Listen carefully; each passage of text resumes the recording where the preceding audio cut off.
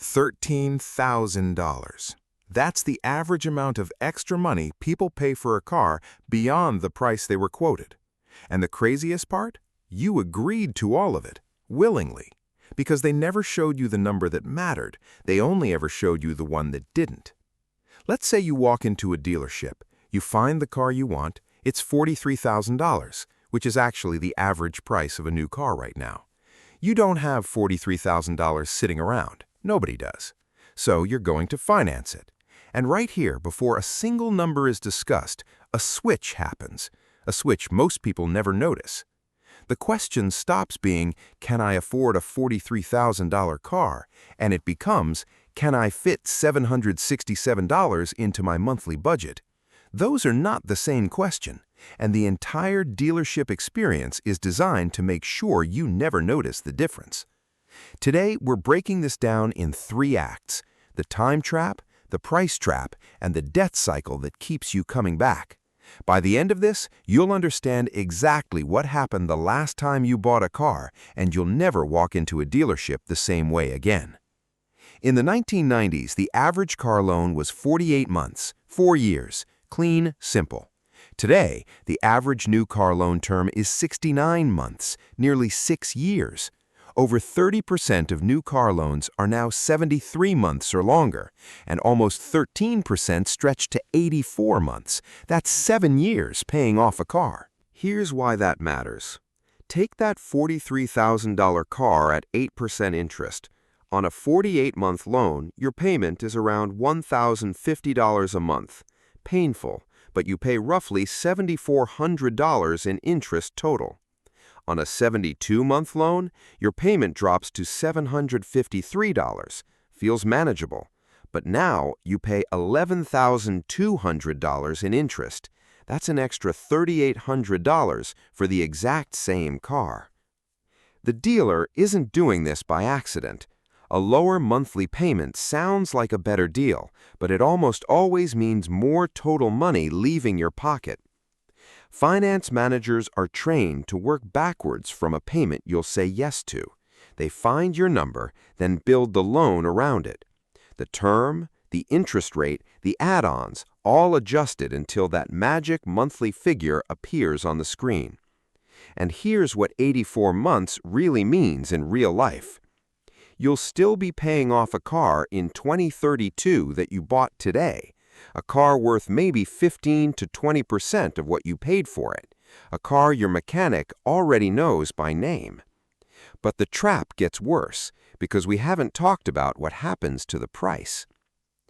Most people spend hours negotiating the price of the car, haggling over hundreds of dollars on the sticker price. Then they walk into the finance and insurance office, the F&I room, and sign away thousands more in 10 minutes because the conversation changes completely.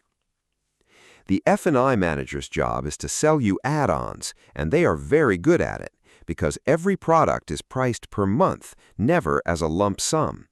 Gap insurance, just $15 a month. Extended warranty, only $45 a month.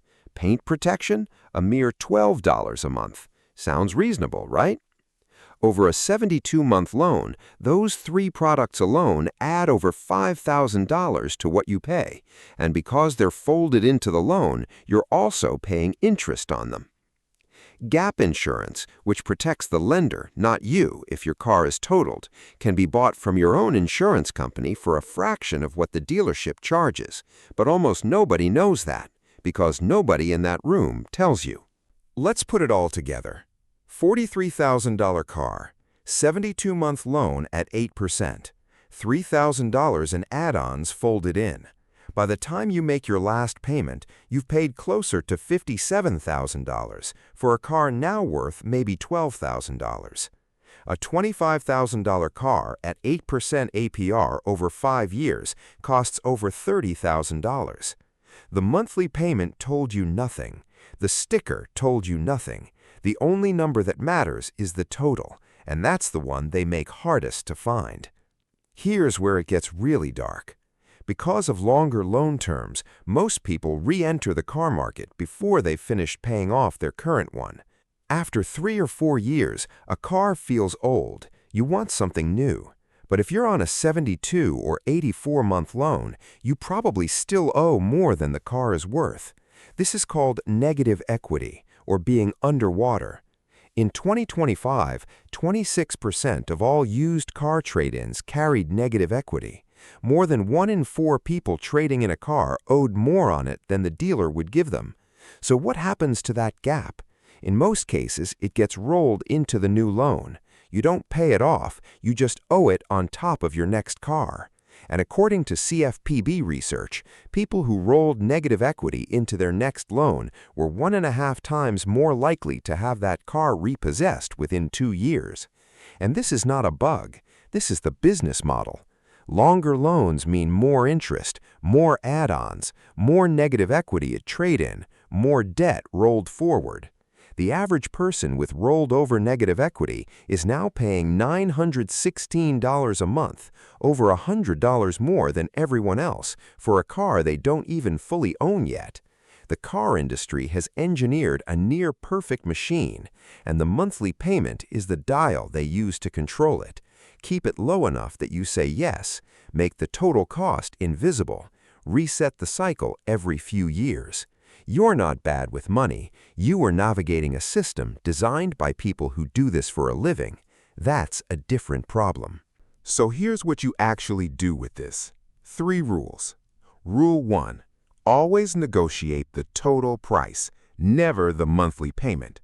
Tell the dealer you want to see the full out-the-door price before financing is ever mentioned.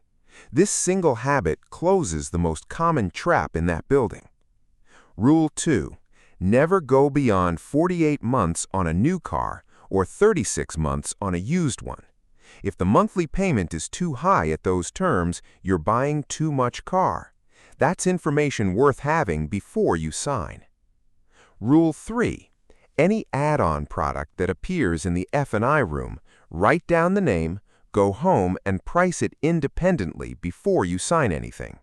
Gap insurance, extended warranties, almost always available cheaper through your insurer or a third party. The dealership is not your only option. They just want you to think it is. The car isn't the problem. The loan isn't even really the problem. The problem is that we've been taught to think about money in monthly slices, and that way of thinking was specifically designed to cost us.